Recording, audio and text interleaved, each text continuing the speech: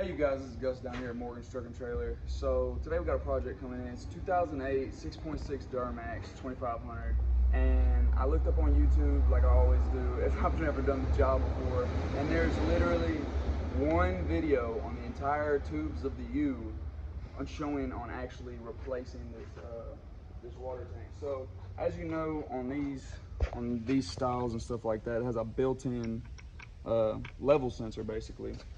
And when they go out, you have to replace the entire reservoir because the sensor doesn't come out. You can't replace the sensor. So if you look back in here, I watched a guy do the video, and he was taking off like the opposite side of the engine when this is what you got to work with. And it kind of looks hard coming into it. Like you might have to pull this panel, like you might have to pull some stuff out of the way. Literally just pull the battery. Like that's it. I'll show you what we got to do. Like the amount of bolts that came out of this is insanely easy. There's 3 connections right here, 2 connections right here, and your ground.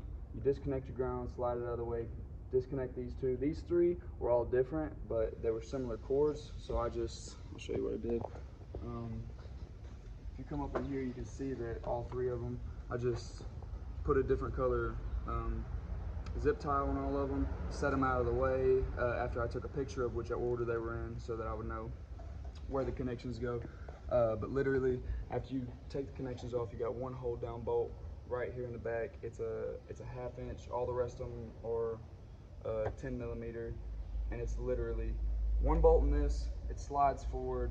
You got to take that hose off, and that's literally it, guys. It's not hard at all. This took me a total of 30 minutes, and that was with figuring out and with trying to do all this. It's not that difficult. If you guys are having any troubles, hit me in the comments and I'll give you anything that I can. Appreciate it. Hey you guys, so I totally forgot to tell y'all something. There's this little trim piece that is on the passenger side that you'll have to take up to take this piece. It just literally just pops right out. You just pop it off and it clips back in when you get done. But anyway, there's a bolt right under here, 1/2 inch bolt. Take that one out, take that one out over here, pop this bar out, and that'll give you freedom to your battery. It's pretty much the only thing I forgot. I just wanted to remind y'all.